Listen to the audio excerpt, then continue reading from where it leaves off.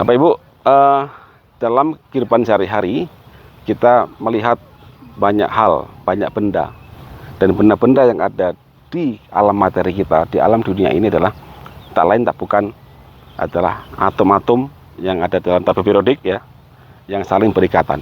Dan mereka berikatan itu menggunakan elektron dari atom-atom tersebut. Contoh ya, O oksigen berikatan dengan O lagi untuk keseimbangan ya.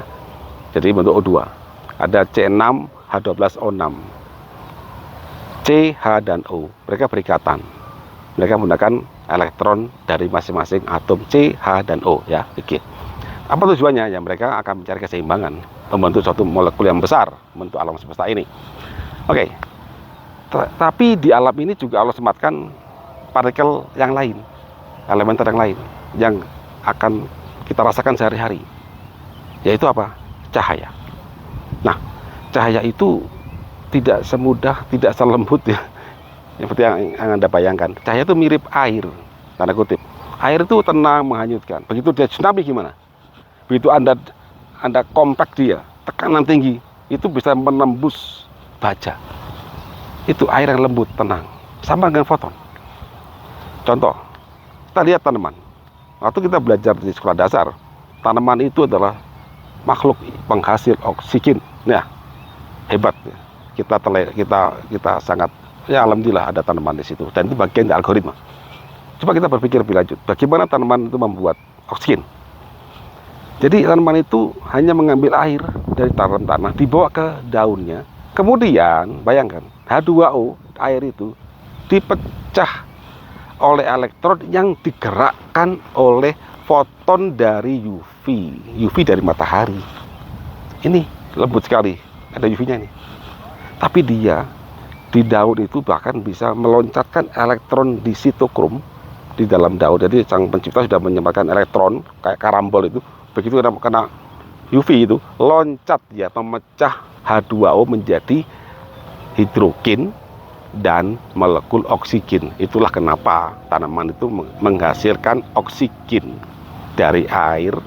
Nah, sekarang kita lihat air itu Anda rebus, Anda tekan ya sampai jadi PLTU, itu tidak pernah pecah menjadi hidrogen dan oksigen. Karena apa? Kuat banget ikatanya antara H2O, itu kuat banget. Tapi dengan cahaya itu, bayangin lembutnya ini, dia pecah Bapak Ibu. Nah, sekarang marak sekali pengobatan menggunakan radiasi, menggunakan analitik kayak PET scan, menggunakan X-ray. Itu cahaya yang bisa menembus badan Anda, bahkan bisa merusak, membunuh sel. Apa buktinya? Yaitu ada radiasi itu, ya kan? Nah, radiasi, PET scan dan sebagainya itu adalah cahaya foton yang dikompakkan, sehingga dia punya energi tinggi yang bisa merusak konformasi antar atom pembentuk senyawa tersebut. Jadi kalau sel tadi, DNA-nya nih, jangan tadi ada CHO dan N itu berikatan bentuk helix. Begitu ketembak foton dengan energi tinggi dari PET scan Anda, kemudian dari X-ray Anda, buyar dia. Kalau buyar ya mati sel itu. Kalau buyarnya separuh-separuh, jadi mutan dia. Itu makanya hati-hati. Kalau sinar tersebut langsung membunuh ya selesai, langsung mati. Tapi yang bahaya kan adalah sel yang masih setengah mati itu, kalau saya kelenger itu loh. Dan dia beranak pinak, dibaca, ditranslasikan, ditranskripsikan, makanya akan membuka celah kanker makin besar. Jadi itu skemanya Bapak Ibu. Pahami ilmu dasar betul. Pahami, cermati kata-kata saya, bahwa alam semesta ini Anda lihat di materi ini, tubuh Anda, everything ini, rumput-rumputan, tanaman, semua ini, benda, mobil, apapun itu adalah atom yang berikatan, dan ikatannya itu adalah pertautan antar elektron. Begitu Anda kasih foton, Anda bikin foton punya energi tinggi, maka itu bisa merusak elektron yang berikatan tadi. Begitu elektron berikatan, ini kan tangan gini, lepas katanya, maka nggak lagi terbentuk lagi benda, rusaklah itu semuanya. Jadi gitu Bapak Ibu ya, maka Anda harus banyak belajar. Kita harus bareng-bareng belajar, karena ilmu sang pencipta ini sangat luas. Sampai jumpa lagi.